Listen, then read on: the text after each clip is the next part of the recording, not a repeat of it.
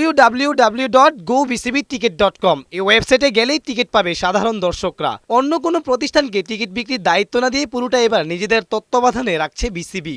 Official ticket selling partner করা হয়েছে মধুমতি ব্যাংকে। টিকিটের সর্বোচ্চ মূল্য কর্পোরেট বক্স ৩৫০০ ও সর্বনিম্ন স্টান গ্যালারি ৩০০ টাকা দাম নির্ধারণ করা হয়েছে।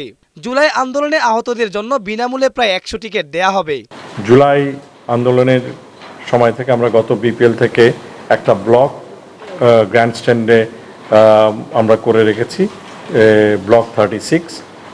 এবারও সেখানের শখানিক টিকিট আমরা জুলাই আন্দোলনে যারা আহত হয়েছেন তাদের জন্য ফ্রি টিকিট হিসাবে ডিস্ট্রিবিউট করব।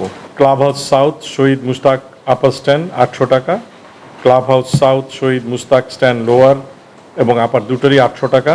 বাংলাদেশ পাকিস্তান সিরিজ কারা দেখাবে সেটি নিয়ে সংশয় থাকলেও তা কেটে গেছে। অফিসিয়াল ব্রডকাস্টার নাগরিক টিভি ও টি স্পোর্টস এই দুই চ্যানেলই খেলা দেখতে পারবে দর্শকরা।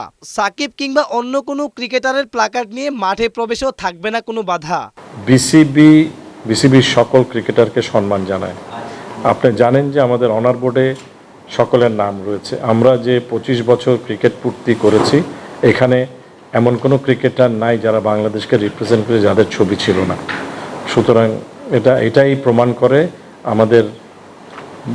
আমরা কিভাবে তাদেরকে শ্রদ্ধা জানাতে চাই। ৩ ম্যাচের সিরিজ খেলতে পাকিস্তান দল ঢাকা আসবে ১৬ জুলাই, আর সিরিজের প্রথম খেলা ২০ জুলাই। সোয়েফ আহমেদ, বৈশাখী সংবাদ, ঢাকা।